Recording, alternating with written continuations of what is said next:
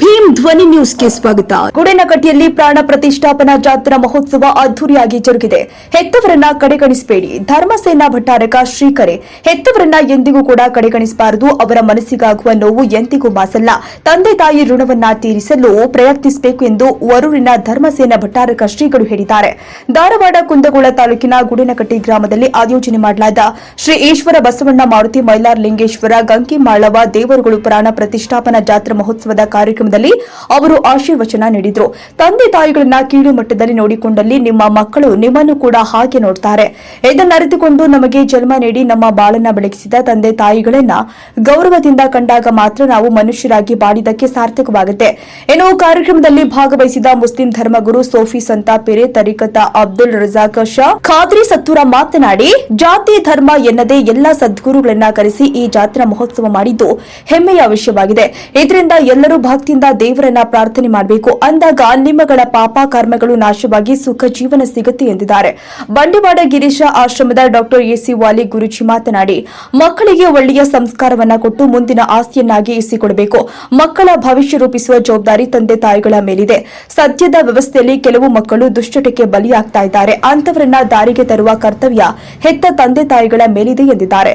ಈ ಸಂದರ್ಭದಲ್ಲಿ ಕಲ್ಯಾಣಪುರದ ಬಸವಣ್ಣಜ್ಜನವರ ಚೆನ್ನವೀರ ಸ್ವಾಮಿ ಹಿರೇಮಠ್ ಉಪಸ್ಥಿತರಿದ್ದರು. ಮುಖ್ಯ ಅತಿಥಿಗಳಾಗಿ ಶಿವಾನಂದ ಬೆಂತೂರ, ಮಮತಾ ಬೆಡತೂರ, ಚೆನ್ನಬಸಪ್ಪ ಕಟ್ಟಿಕಾರ್, ಶಾಂತಪ್ಪ ಕುಸುಗಲ್, ಶೇಖಪ್ಪ ಮಲ್ಲಿಕವಾಡ, ಮಾನಪ್ಪ ಬಡಿಗೇರಿ, ದೇವಪ್ಪ ಹೊಸಳ್ಳಿ, ಮಲ್ಲಪ್ಪ ಕಂಬಳಿ, ಶಿವಲಿಂಗಪ್ಪ ಕಾಸಣ್ಣವರ್, ಶಿವಪ್ಪ ಸಿದ್ದನವರ್, ಶೇಖಪ್ಪ ಸಂಶಿ, ಶಿವಪ್ಪ ದಾನಮ್ಮನವರ್, ಬಸವರಾಜ್ ಯೋಗಪ್ಪನವರು ಇದ್ದರು. ಹನುಮಂತ ಸಿದ್ದನವರ ಕಾರ್ಯಕ್ರಮ ನಿರೂಪಿಸಿದ್ರೆ ಈ ವೇಳೆ ಗ್ರಾಮಸ್ಥರು ಹಾಗೂ ಎಲ್ಲ ಸಂಘ ಸಂಸ್ಥೆಗಳ ಪದಾಧಿಕಾರಿಗಳು ಭಾಗವಹಿಸಿ ಕಾರ್ಯಕ್ರಮವನ್ನು ಯಶಸ್ವಿಗೊಳಿಸಿದರು. ಅಂದಪ್ಪ ಕೋಳೂರ, ಧಾರವಾಡ.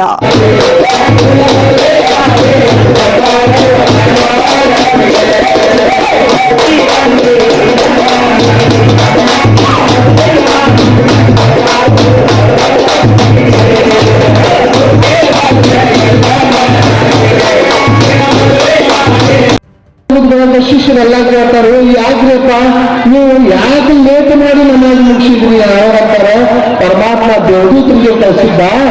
ನಿನ್ನೆ ರಾತ್ರಿ ಪ್ರವಾದಿ ನೀ ಹೇಳಿದ ಮಾತು ನುಡಿಗಳನ್ನ ಮೌಲ ಅಲಿ ನಿನ್ನ ಮಾತಿಗೆ ಬೆಲೆ ಕೊಟ್ಟಿರೋಣ.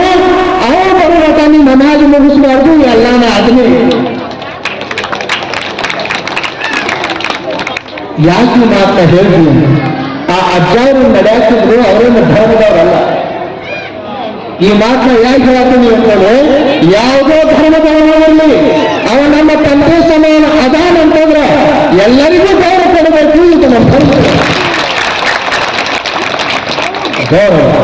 ಇವತ್ತು ನಾವು ಹಾದಿ ಎಲ್ಲಿ ತಪ್ಪಿದೀವಿ ಅಂತಂದ್ರೆ, ನಮ್ಮ ಹುಡುಗರು ನಮ್ಮ ಮುಂದೆ ತಂದೆ ತಾಯಿಯ ಮುಂದೆ ಗುರುವಿನ ಮುಂದೆ ಮೊಬೈಲ್ ಹಿಡ್ಕೊಂಡು ನಿಂತಿರ್ತಾರೆ.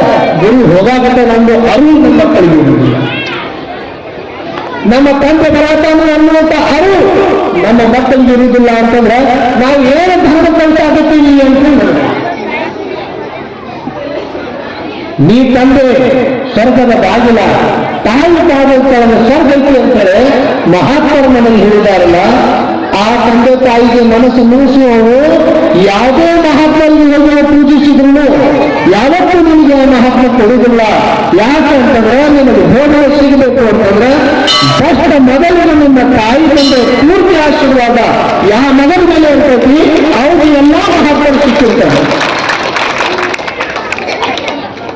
ಮಹಾತ್ಮ ಈಗ ನಾವು ಈ ಮಾತನ್ನು ಹೇಳ್ತಾರೆ.